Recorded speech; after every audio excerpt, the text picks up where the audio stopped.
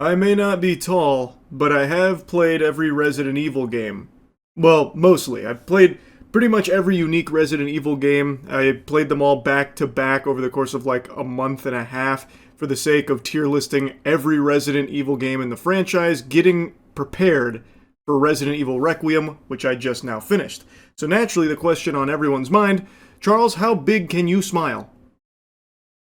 And now with that question answered, next, you're probably wondering, was the game good? Yes. Yes, it was. And after having played through nearly every Resident Evil game ever made, I feel like I can confidently say I know ball. I feel like I know Resident Evil like Elon Musk knows ketamine. So when I say what I'm about to say here, just know, this means something, man. I think Resident Evil Requiem is a top 5 Resident Evil game. I'm saying it. I'm putting it right there. I'm putting it out there in the open. You can't take it back. Can't put the toothpaste back in the tube.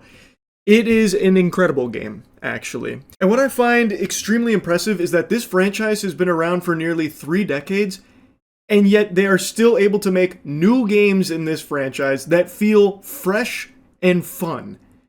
Like, you would expect a franchise that has this many games, like 30-something unique games and like 100-something like ports and fucking Zeebo shit and whatever else they have for Resident Evil, like Java games and all that, you would expect by now it to be beyond milked dry. Just no meat left on the bones, them titties, them melons, vanquished, devoid of substance. Yet somehow, with Resident Evil, they are still producing very high-quality games. They had a very bumpy road there for a little while, like a rough patch around Resident Evil 6. Good heavens, trust me, I know, they really stunk it up there for a while. But once RE7 rolled around, that was literally the fucking cure to the T-virus that was the Resident Evil 6 fucking plague that basically ruined the franchise there for a little while.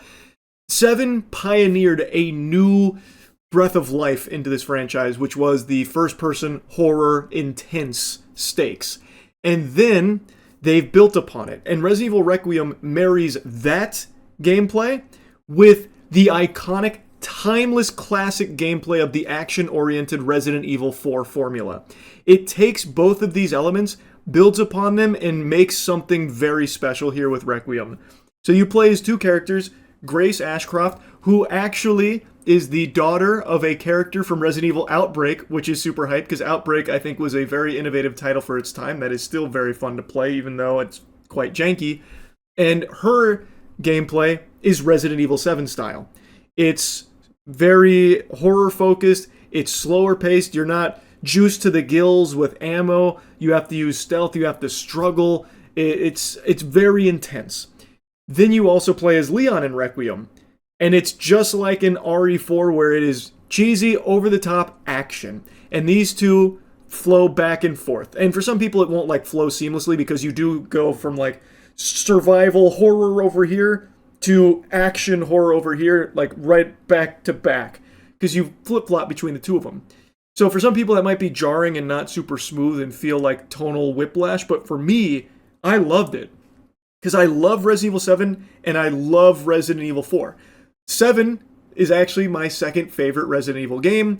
Resident Evil 4 OG is my third favorite game. My first favorite is OG Resident Evil 3.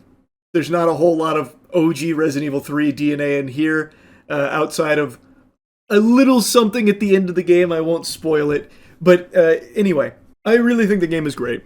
I think the story is super strong too. I've seen some people criticize the writing, and I do get it in certain instances. You could say like, writing got a little wacky here and there, but I actually think it's really strong.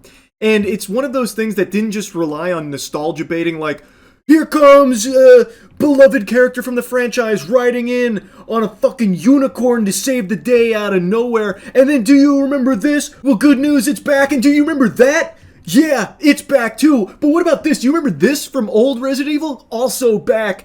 And just like shoehorning all these cameos in there for the sake of fan service. It doesn't do that. It stands on its own 2 legs. And yes, there are some returning characters and some things from previous Resident Evil games in here, but they flow really well into the story that they create. The story revolves around Grace. She is investigating a I'm actually avoiding spoilers for this review, which is something I don't do often, but I really, really enjoyed Requiem, and I want to show it some respect here without just spoiling things, and also anyone that's watching this that wants to know my thoughts on it without like having everything ruined for them. This is me avoiding spoilers. It follows Grace after an investigation, gets all cattywampus, and she runs into a real oddball named Victor Gideon. Victor Gideon kidnaps her, Leon gets brought into the fold, and he finds himself needing to make a journey all the way back to Raccoon City, where it all began for Leon Kennedy. And also, why are they so interested in Grace? Why did she get kidnapped? What the fuck is going on? That's the broad strokes of it. Now, Grace is a new character, and she's actually a really good character, I'm happy to say.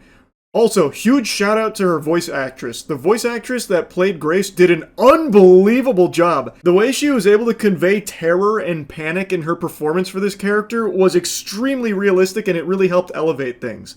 So even though I will admit there were times where the writing got a little off the mark and felt a bit off, her performance was still able to sell it to the point where it wasn't like jarring and make you go, ooh, yuck, that was trash. It's just more like, that felt a little weird, but, the performance helped salvage some of those moments. And that's across the board. Pretty much everyone gives a really good performance in this game.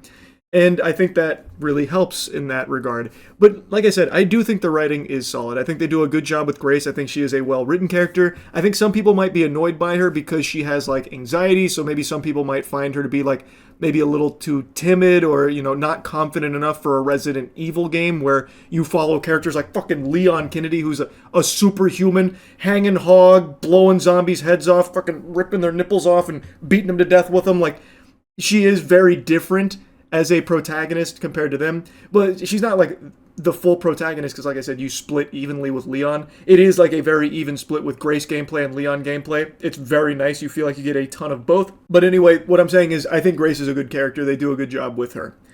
Now let's talk about the gameplay. Pretty much exactly what you're expecting if you've played Resident Evil 7, Resident Evil 4, Resident Evil 4 Remake, Resident Evil 2 Remake. You get that kind of gameplay. You get all of that in one package here. So when you're playing Grace, you're going to be using stealth. You're going to be needing to be more mindful of what encounters you take, going loud, using your ammo, versus which ones you use a little stealth kill with, which aren't free, by the way. You can't just stealth kill things for free as Grace. You have to make something which is a little vial that you stab into them and they blow up like you just planted dynamite in their body.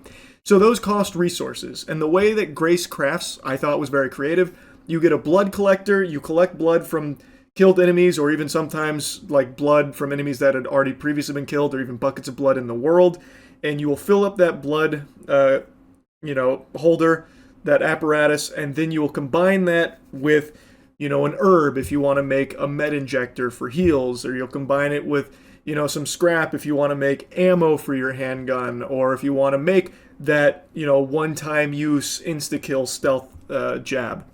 So her gameplay is very similar to Resident Evil 7's gameplay, but you have even less tools at your disposal to fight the zombies with. You only have two guns. You have a pistol, and then you have Requiem, the big iron, the fucking big tuna. Outside of that, that's it. That's all you have to use to beat the enemies around you, which is why you need to be a little smarter about it and also be slower about it. Now, Leon's gameplay is exactly what you're expecting it to be if you've played Resident Evil 4. It's bombastic, it's over the top, it's high octane, you're killing hundreds of zombies, and there's a really cool change they made to how you upgrade your weapons with Leon. So, this time around, they reward you for being aggressive. So you get a tracker that when you kill a zombie gives you credits on your tracker that you then spend to get ammo or upgrades for your weapons, that kind of thing. So it incentivizes you to fucking annihilate everything that's around you. Leave no survivors. So, which is a really fun thing to do. It gives you plenty of resources to do it as well. It gives you a lot of fun guns to play with. Even though I do think the guns are a little underwhelming. Like, they don't have the same kind of character that I feel they used to have. Like, I remember playing through Resident Evil 4 OG, you'd have chat be like, I'm fucking team Red 9, no, Red 9's trash, and you'd actually have like a debate about what guns are the most fun to use. Here, every gun feels just very generic, very samey, like they don't have like a unique identity to them or anything this time around. I don't think there's going to be like really passionate, fucking W870 shotgun fans or something, right?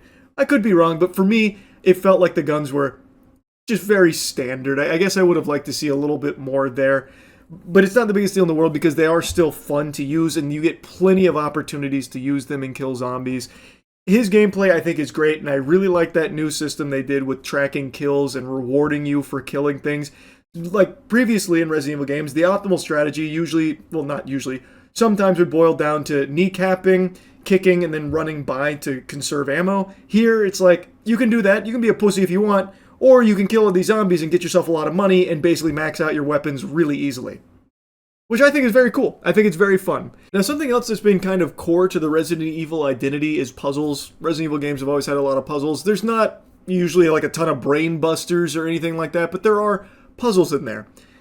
Resident Evil Requiem doesn't really have that. It's much more in line with like your standard scavenger hunt style game where go over here, grab this to take back to something you passed at the very beginning of the level to open that door so you can go in there, grab that, and put it over there. Which again is very Resident Evil. That's in every RE game ever made. But there's never really like any puzzles to this anymore now in Requiem. There's only like 3 off the top of my head I can think of that are even remotely puzzles, but the solution is in a picture that's in the same room, so you just look at the picture and you see it. I guess it's not the biggest deal in the world, and maybe there's some people that even view that as a positive thing because it keeps the pacing like fucking cutthroat, like you're constantly moving and you never stop to have to solve a puzzle. But I don't know, I felt like it was kind of sad to not have to like solve puzzles to accomplish things. It's just literally going and fucking fetch questing shit and bringing it back and forth. But not the biggest deal in the world, but it is something that I think people will notice is absent. Another thing that I have like a small complaint on is there are a couple sections I think drag. The most notable one is a flashback sequence where you're playing as a child who's running and hiding from a lot of bad stuff that's going on around them. And it's like a cool sequence when it starts, but it goes on for quite a while. And there are times where you literally hide in one spot for like 2 straight minutes of nothing. So it feels like really slow, like unnecessarily long and drawn out. And there's a couple of moments like that, like a couple of places you go that feel like, okay, we've kind of been here long enough. Do I really need to get this many things in order to progress or wait this long to progress? It does feel like it does have moments that are there to pad out time. And it's not that long of a game, and I know this has actually been a complaint from quite a few people because the price tag is $70. It's an expensive game. It has the big AAA price tag on it, and it's roughly like 12 hours long. It took me about 12 hours. Total like active playtime was 8 hours and something minutes. I played through on just standard modern, so it was pretty quick. I would also say this is the easiest Resident Evil game I've ever played. But again, it's about 12 hours long, and that was with me exploring a lot. I didn't just beeline everything, I read every fucking note, I found every single safe and opened every single one, even got the achievement for it. I went out of my way to find pretty much every charm and every bobblehead, but I guess I missed a couple bobbleheads somewhere, I don't know where. I spent a lot of time exploring, because I got really engrossed in the game, which speaks volumes to just how much it was able to draw me in. But it is about 12 hours for $70, and a lot of people say that that's way too short to justify that purchase. And I can understand that because $70 is expensive. That's a very expensive game. But I think this is 12 very, very solid hours. This does not have anything that, any huge blemishes. Like, it doesn't fall off a cliff anywhere along the way. Like, notably with Resident Evil 7, the whole boat section everyone hates, myself included. That section is by far the weakest, unfortunately. But, like, it doesn't have anything like that. This is 12 extremely solid, extremely fun hours. So, for me, the $70 felt worth it. That felt fine to me. But, for someone else, maybe 12 hours just really isn't enough. The replayability on this doesn't seem to be super huge. It doesn't seem like there's a ton of replayability outside of going back and doing, like, Insanity So I don't know how many hours you can squeeze out of it for $70, but I personally feel like it was 12 extremely strong hours. It was a fucking heater from start to finish. So I thought it was a fine price tag for the experience I got. And now speaking of the experience I got, apparently I got something nobody else in the world did. For some reason, I had a very weird bug where occasionally the game would stutter during a cutscene and then the audio would desync. So the cutscene would stutter and then it would play, but the audio would lag like 2 or 3 seconds behind. So you would be seeing the cutscene play out completely silent until the audio caught up to it. So everything was desynced from time to time. And the only way I could fix that was by restarting the game. And even when I like updated drivers, restarted my computer and everything in between streams, it still persisted, but apparently it's a bug that didn't happen to anybody else, and I can't even find anyone talking about that bug. So it seems like something that only happened to me for some reason. I don't really get why. So I guess I can't hold it against the game as like a bug that's native to it unless someone else out there is reporting it happening to them. So I can only speak to my experience. It was extremely annoying. That shit like would ruin cutscenes. It happened to me in the final cutscene, and I literally just restarted it, redid the boss fight, and just took it from the top because I wasn't going to let it ruin the finale. It was a very annoying bug. I don't understand why it was happening, but I couldn't fix it outside of just restarting the game. Though I don't think it is a bug you'll probably experience if you try the game. It is something I wanted to make a mention of because that is by far the biggest headache I had when playing the game, and it looks like it might have somehow been my fault. There is also one other complaint I have, but it's a big spoiler. This is your big spoiler warning. Big spoiler warning. All right, now, this is one of the things I would talk about when it would come to being like writing decisions that I think were a little whack. There is a very cool new character they introduce in here named Xeno, and he is a Wesker clone. And he is super fucking badass. He is positioned for half the game as like the big bad, like this guy is serious business. And when you get to the end of the game, it's looking like you're about to have a huge fight with Xeno, and then he just gets one-tapped by Victor. Like just insta-killed by Victor. You don't fight Xeno. He just instantly gets his cheeks clapped. You can't fight Xeno. He's a fraud. He's literally a fraud.